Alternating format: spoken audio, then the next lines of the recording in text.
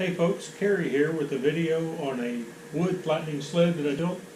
This is a different design than your typical flattening sled. This uses a hand planer to flatten the wood. I got the idea using my old flattening sled. It's a smaller sled. It does about 18-inch wide by 4-foot long boards. I needed something bigger. On my old sled I used my 2-horse router with a 1-inch bit and it just does not remove wood that fast. Using a hand planer to knock down the high spots when using my old sled, it seems like it removes wood a whole lot faster, so that's where I got the idea to build this. This is something that most woodworkers can build in their homes themselves for the most part. You can build most of it, you can cut all the metal, you can drill all the holes, bolt all the pieces together, you can even cut the pieces for the carriage.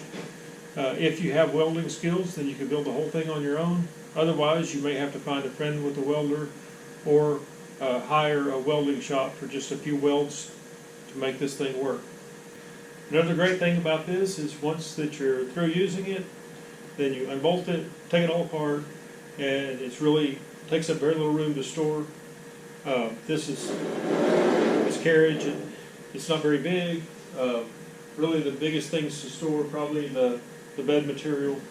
You'll notice over here I have a 3/4 inch piece of plywood. That's my bed that I use for this. I also have some 3/4 inch strips. I use those as shims. I shim the bed up or down depending upon how thick the wood is.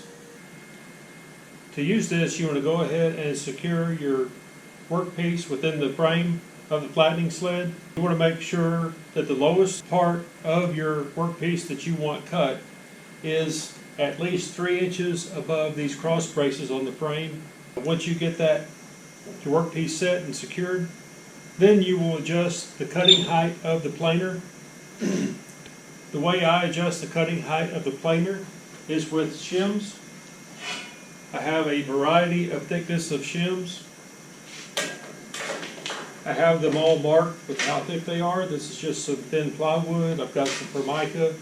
I've also got some thin sheet metal.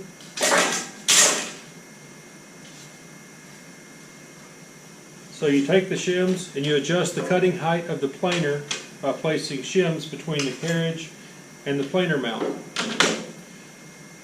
The way this planer mount is designed, it's got flat spots on each side that engage with the carriage, so you can adjust the planer up to 3/4 of an inch above the carriage to adjust how much material you cut off of your workpiece.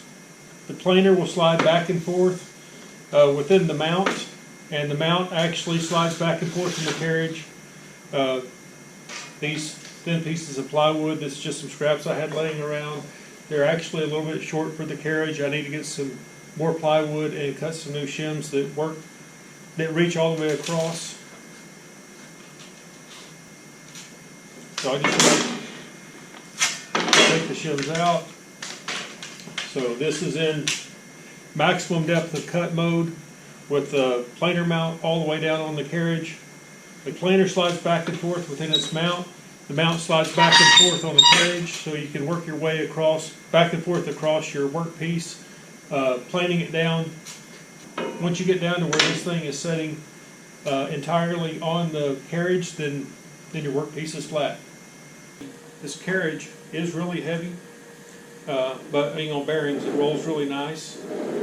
You don't have to use a hand planer for this. You could use a router if you wanted to build a carriage for a router, so the router could slide back and forth, and then you can just roll it up and down.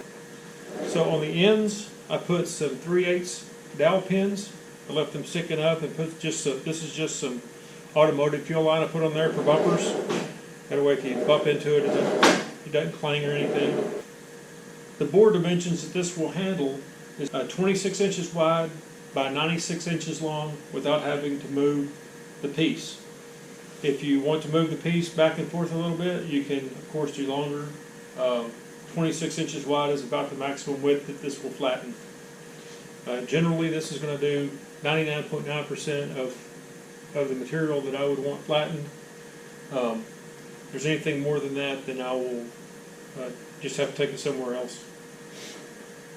This will be a quick demo on the flattening sled in action.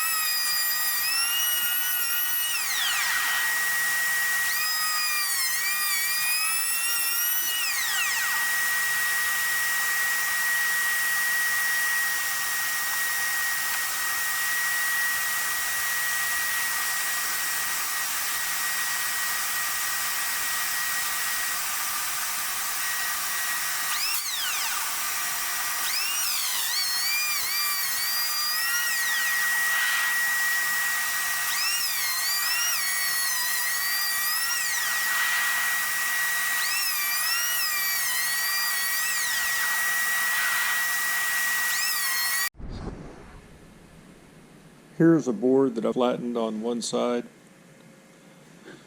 Figured I'd give you a quick look at how well the flattening sled does. You can tell by the levels that it's nice and flat. The finish is actually much nicer and smoother than the results I've gotten with my router sled.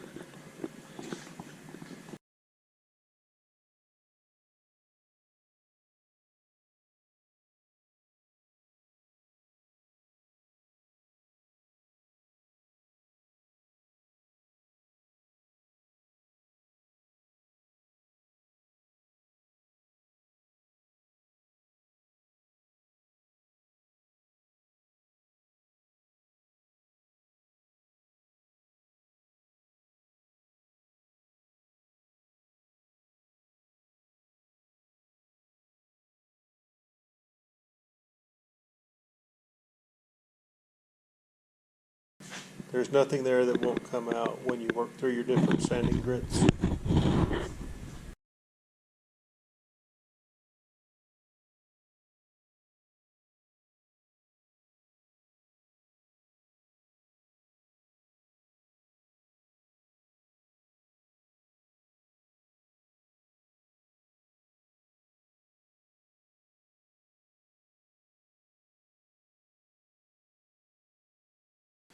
Now a little detail on how the planer mount works.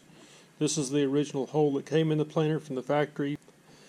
I made a hole through the back of the planer that is on the same level as the hole in the front. This is a piece of aluminum. It's a 10 millimeter ID aluminum tubing that I got from Amazon. I slid the tubing through the planer and I took the sole plate off, turned it upside down, and epoxied it to the planer. These rails are hardened steel rails that go to a 3D printer. These are just some clamps that hold the rails in place.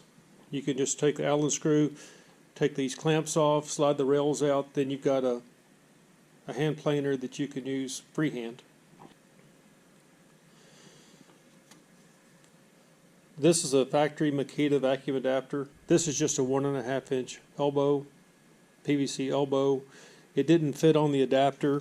It was a little bit too small, so I took a 2-inch Forstner bit and ran in there to open the hole up a little bit. Now it fits really well. I did make a little bit of a depression so that that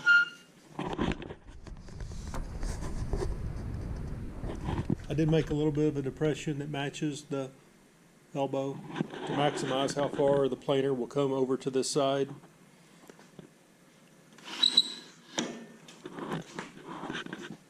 The planer does not come quite all the way to the exhaust side. When you want to get closer to this edge, you just spin it around and it will go almost all the way to the inside edge of the angle iron.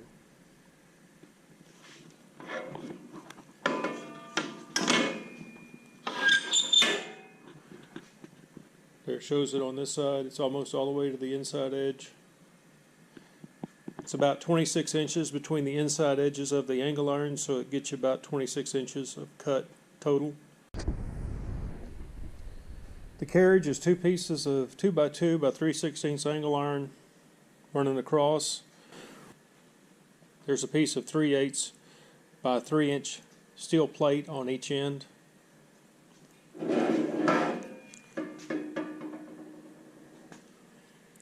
This is a bearing. It rides on the rail.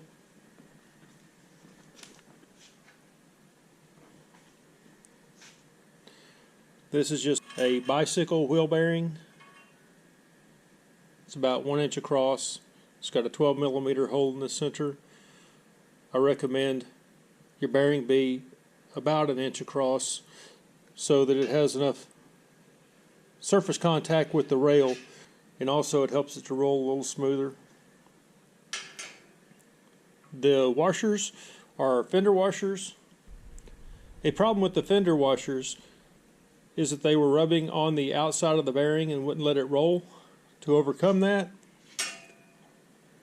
I found a socket about the same size as the fender washer, dropped a bolt in the fender washer, tapped the bolt a couple of times. That cups the fender washer, and that makes it so that it pulls down on the center of the bearing and doesn't rub on the outside of the bearing.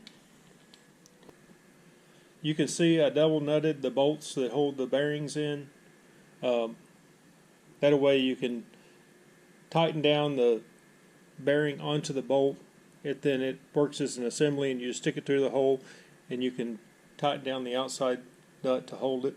I do have lock washers for this. It will have lock washers whenever I paint it and do my final assembly.